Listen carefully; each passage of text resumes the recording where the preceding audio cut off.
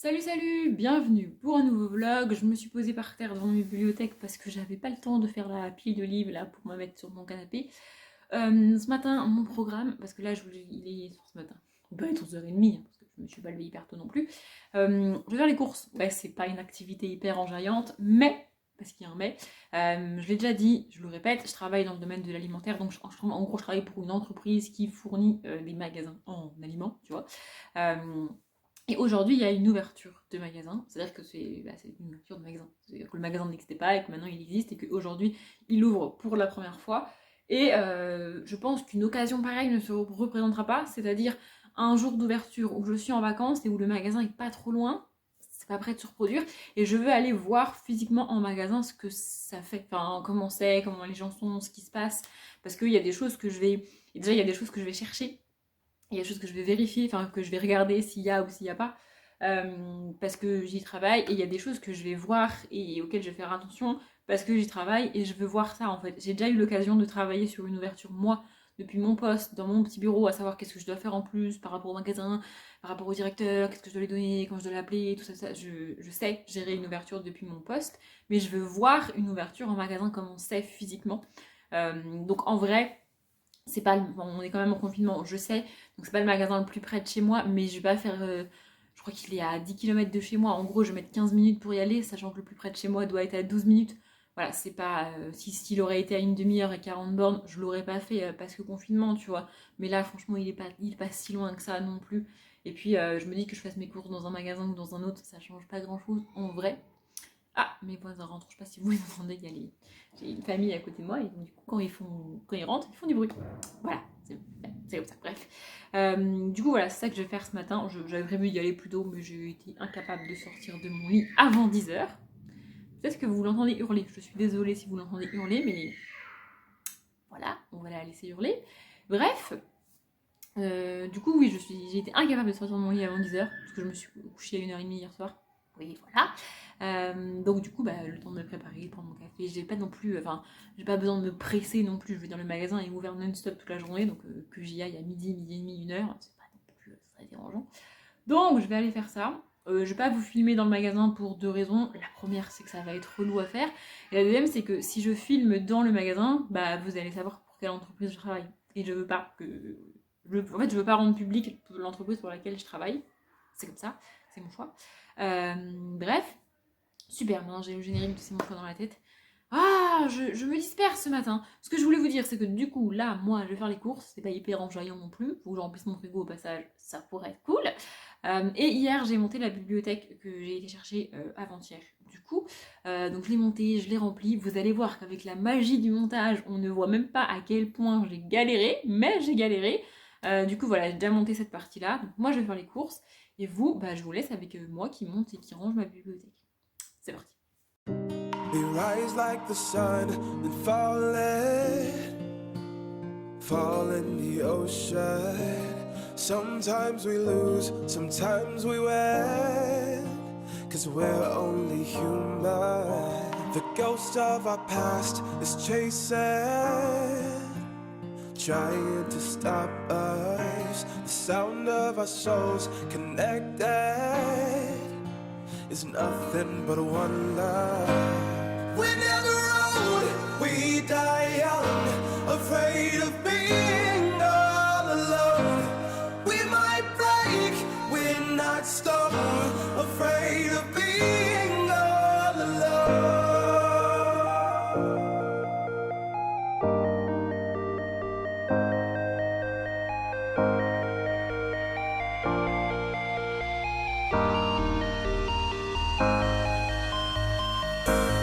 We're never old, we die young, afraid of being all alone. We might break, we're not stone, afraid of being all alone.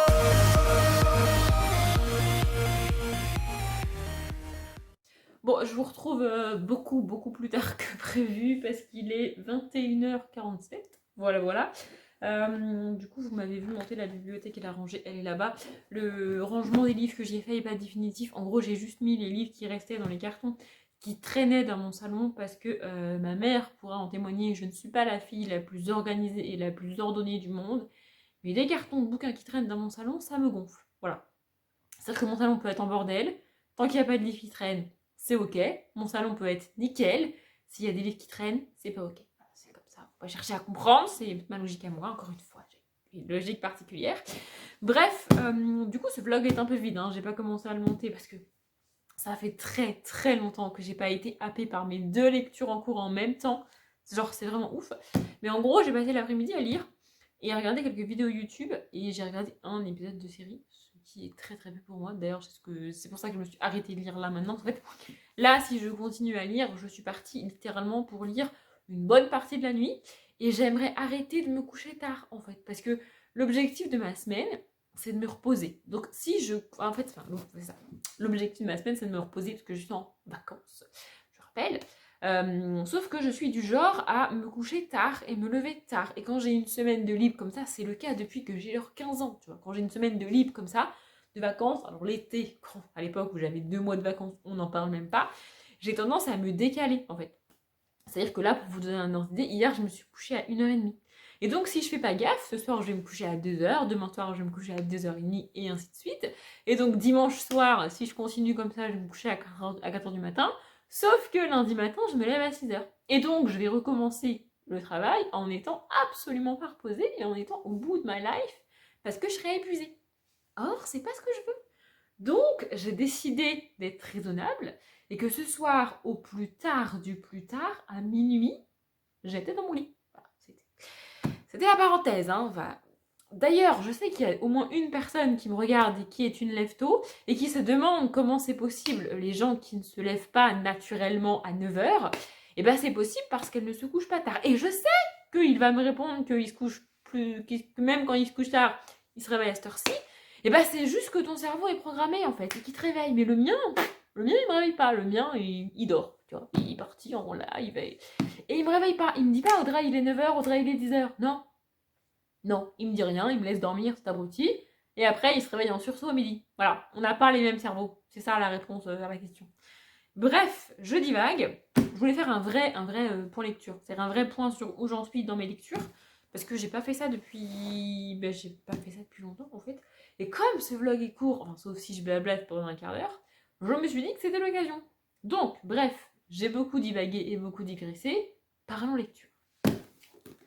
J'ai avancé dans Les Rivières pourpres de Jean-Christophe Granger. Pour ceux qui ne le savent pas, Les Rivières pourpres, donc je pense pas dire de bêtises en disant que c'est son livre le plus connu.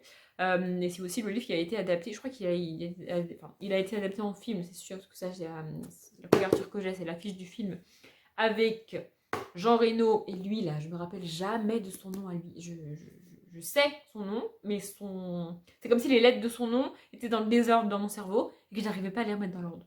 J'ai Cassagne, voilà, peut-être c'est son nom de famille, je sais pas, bref, lui là. Donc ça a été adapté en film avec ces 2 acteurs.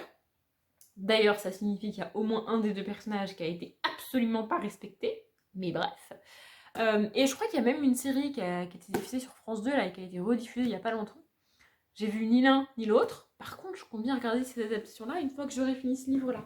Et donc, ma phrase commençait par « pour ceux qui ne savent pas », c'est son 2e livre. Voilà.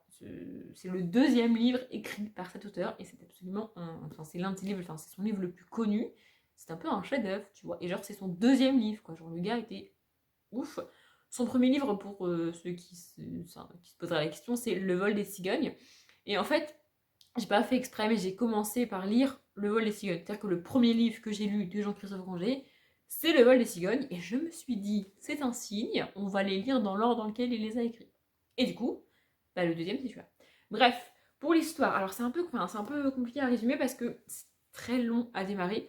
Et pour vous donner un ordre d'idée, le début m'a pas du tout intéressé, quoi. Parce que la première scène, c'est un match de foot au Parc des Princes, si je dis pas de conneries, avec la sortie donc la fin du match, la sortie, et les hooligans, je crois que ça s'appelle comme ça, là, les espèces d'abrutis là, qui vont en match de foot pour se battre, qui se battent, et c'est le bordel et tout. Alors déjà, c'est pas que j'aime pas le foot, c'est que je vois pas l'intérêt de regarder un match de foot, chacun ses avis, chacun ses trucs, mais le foot, ça m'intéresse pas. Et alors, les gars qui vont au match de foot pour se battre, je suis là, mais ça fait partie des choses que les humains font que je ne comprends pas, que je ne...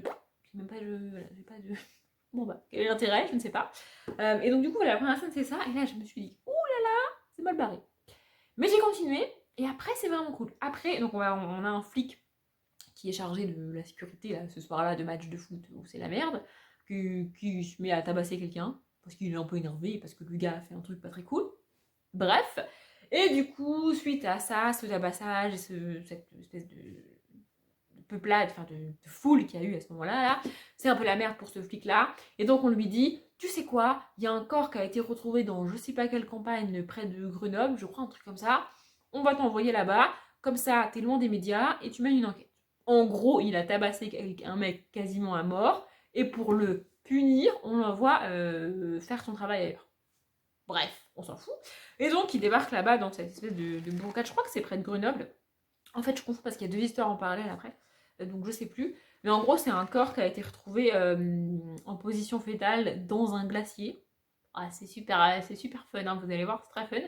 Et donc, ils essayent de comprendre comment on l'a monté là, comment il est mort, quand il est mort, pourquoi lui, et tout et tout. Et donc, on va enquêter là-dessus. Et en parallèle, on a une autre enquête qui se met en place. Mais cette enquête-là, enfin, elle arrive vraiment tard dans le livre.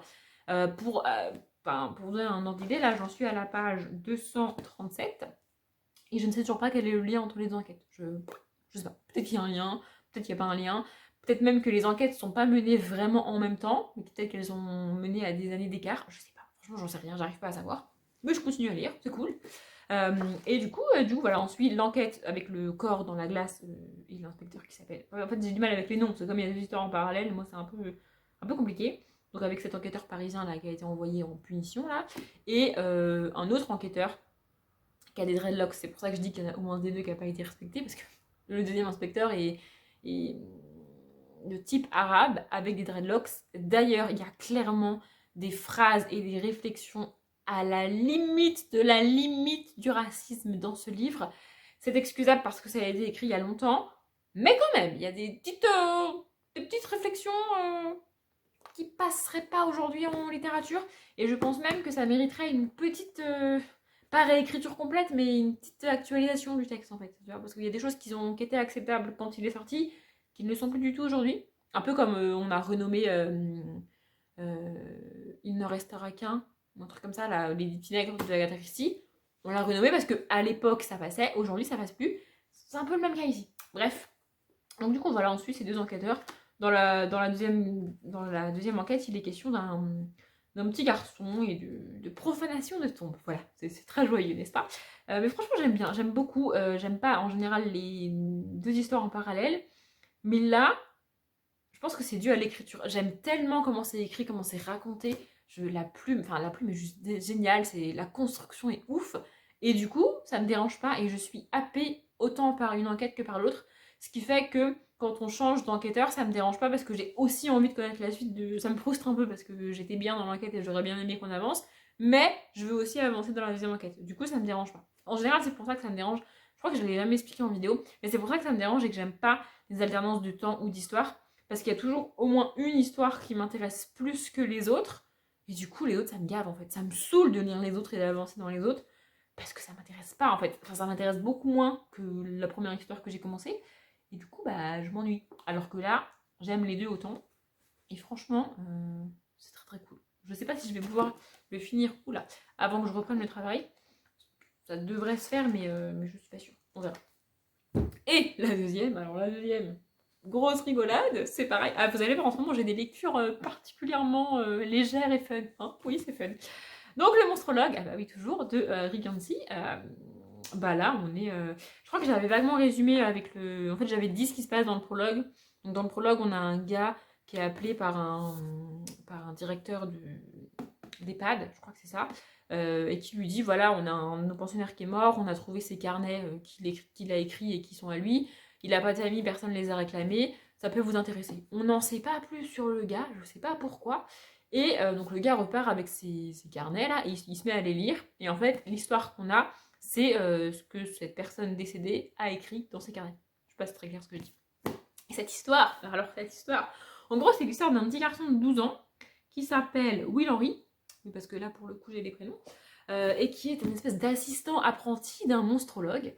Et donc le monstrologue est réveillé au milieu de la nuit par une espèce de fou qui a déterré un cadavre. Ah oui, non mais c'est pareil, hein. Je vous ai dit, hein, j'ai des lectures très légères et particulièrement fun en ce moment. Donc le gars a déterré un cadavre et l'amène au monstrologue. Dans le plus grand des calmes, au milieu de la nuit. Mais oui, mais pourquoi pas? Et donc le gars va, enfin le monstrologue va essayer de comprendre pourquoi on lui a amené un cadavre, qu'est-ce que c'est que ce bordel, qu'est-ce que c'est que ce délire. Et au milieu de tout ça, il y a des monstres. Et il y a un peu de fantastique. On est au 18e siècle. Ou 19e siècle, je sais plus. En fait, les dates sont pas écrites, mais on est à une période où les gens se déplacent en carriole et en chevaux, tu vois. Et on est à cette période de la vie, tu vois. Et voilà, donc du coup, on suit ça, cette espèce de monstre-là qui enquête sur un cadavre qu'on lui a ramené avec une espèce de bête chelou. Enfin, c'est très bizarre. J'ai vérifié, c'est initialement publié chez la collection R, donc c'est plus du young adulte que de la jeunesse, mais c'est quand même catalogué littérature jeunesse. Alors, je le dis et je le répète, c'est à pas mettre entre toutes les mains, même les adultes. Enfin, franchement, il y a des scènes horribles, quoi. J'ai lu cet après-midi une scène, alors je vais pas vous la raconter, je vais pas vous spoiler, mais c'est juste, en gros, la scène, c'est du sang partout, avec des espèces de cadavres qui ressemblent à rien, tellement ils sont mutilés, il n'y a pas d'autre mot. Et enfin, si vous voulez, on n'assiste pas au moment où ces humains passent de humains vivants à l'état dans lequel on les retrouve, mais la découverte de la scène, c'est un peu comme un film d'horreur, quoi. C'est un peu comme si tu rentres dans la maison après que le serial killer, là, il a buté tout le monde dans la maison, tu vois, dans le film d'horreur. C'est un peu comme ça, tu vois. C'est un peu comme si, au lieu dans le film d'horreur, tu suis la scène, le film d'horreur démarre avec la découverte de la maison remplie de cadavres et de sang, tu vois. Voilà, on est à ce stade-là du truc. Donc c'est pas fun. Et franchement, entre les deux, si on me disait, je ne sais pas pour quelle raison, Audrey, tu dois conseiller un de ces deux livres à ta cousine de 14-15 ans, bah je lui conseille celui-là en fait, hein, parce que celui-ci, oulala quoi, vraiment. Et j'ai pas dit aussi, mais ça me fait penser quand j'ai dit l'année du monstrologue là, ce que j'aime, et j'adore ça, je l'ai dit dans une vidéo récemment. Le truc c'est que comme j'ai tourné beaucoup de vidéos récemment, je sais pas si vous l'avez déjà vu ou pas. Enfin, j'en suis à ce stade-là de ma chaîne YouTube, c'est-à-dire que je ne sais plus. Mais j'adore les livres qui se passent dans les années 70, 80, 90, voire début des années 2000. En gros, une époque où il n'y a pas le téléphone portable. Et là, c'est le cas. Là, par exemple, on a un flic qui part tout seul mener une enquête, qui part tout seul sur les rues. Là, il va dans une espèce de ville chelou, là, pour mener une enquête. Il est tout seul, le gars. Et à un moment donné, il a besoin d'appeler son supérieur, tu vois. Et du coup, il est obligé de demander aux gens qui croisent s'ils ont un téléphone fixe, tu vois. Ou alors, ça n'existe plus aujourd'hui, d'aller dans une cabine téléphonique. Moi, je trouve ça ouf, parce que, du coup, ça donne une ambiance particulière au roman. Enfin, je sais pas comment l'expliquer, mais j'adore les romans qui se passent dans les années 80. Bref, je l'ai dit, je me suis arrêtée de lire là, parce que sinon, clairement, je vais lire toute la nuit. Après, celui-là, il fait un peu flipper, et celui-là, on n'est pas sur des sujets légers, mais je suis pas le genre de personne qui va perdre le sommeil pour ça. C'est-à-dire que si je me couche à 1h30 du matin, c'est pas parce que j'arrive pas à dormir, parce que je flippe, tu vois. C'est parce que j'ai envie de lire, en fait, tout simplement. Il n'y a pas d'autre raison, tu vois. Mais, ah oui, c'est ça aussi que j'ai réalisé tout à l'heure, c'est que en fait, j'ai rangé mes livres là-bas, donc du coup, je les vois maintenant, parce qu'ils sont plus en carton. Et j'ai vu les Cédric Cyr, et clairement, si les Cédric Cyr, au niveau description, sang et tout, c'est déjà trop pour vous, même si c'est de la jeunesse, ne lisez pas le monstrologue. Vraiment, je le répète, mais je m'attendais pas à ça, quoi. Je m'attendais pas à ce que ce soit aussi violent et aussi morbide, en fait. Parce que, enfin, quand l'une des premières scènes, c'est un gars qui toque à ta porte en plein milieu de la nuit pour t'amener un cadavre qu'il a déterré du cimetière d'à côté, ça pose le décor, hein. Enfin, voilà, à un moment donné, voilà. Bref, du coup, je crois que je l'avais dit dans le vlog de avant-hier, je sais plus.